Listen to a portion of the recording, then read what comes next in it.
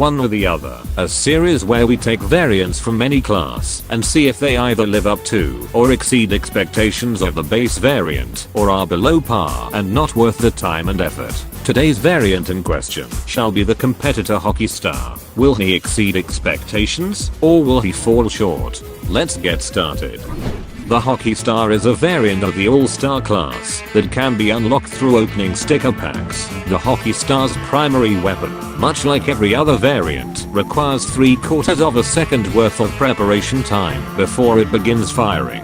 The weapon fires at a whopping 1000 rounds per minute, the highest rate of fire out of any primary weapon in the game. The weapon can fire for up to 3.7 seconds before suffering an overheat, making the weapon unavailable for the next 2.1 seconds, the second shortest penalty duration behind Baseball Star. Each shot fired can deal 4 damage for a normal hit and 4.8 damage for a critical hit, though the damage does drop off quite a bit at range, with it going down to 2 damage for a normal hit and 2.4 for a critical hit. Their projectile velocity is also the fastest out of any All-Star variant, traveling just under 4 times as fast as the stock variant, making him much more consistent in applying damage at mid to long range. Like every other variant, they have 200 health and move at the same speed of 7 meters per second. Now, to bring in the stock variant as a comparison, which of the two are better?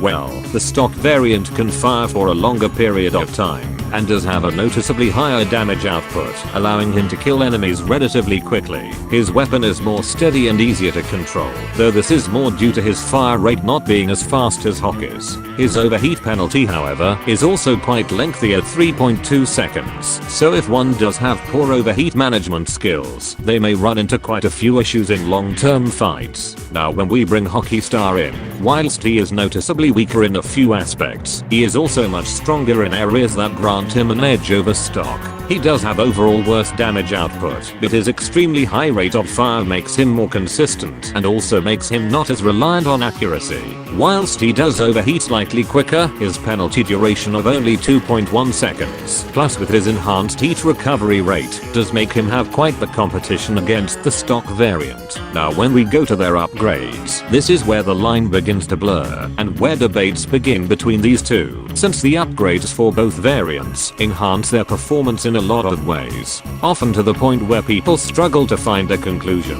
Both their damage and overheat upgrades grant them significant enhancements to their performance, especially Hockey Star's overheat upgrade, which does effectively remove his weakness of overheating rather quickly. Additionally, like every other variant that is not stock, Hockey Star does have a crit multiplier of 1.2, as opposed to stock's 1.1.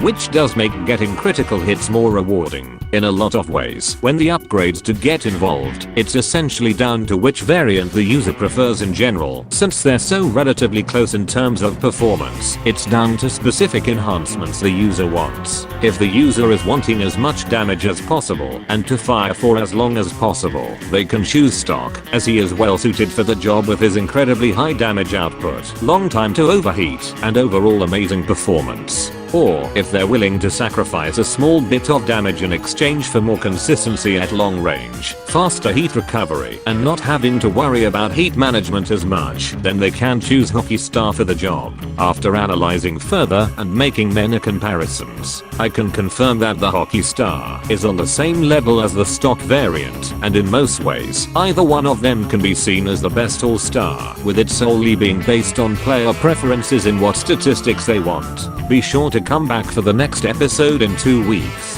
Thanks for watching, and don't forget to subscribe for more shit like this. Have fun.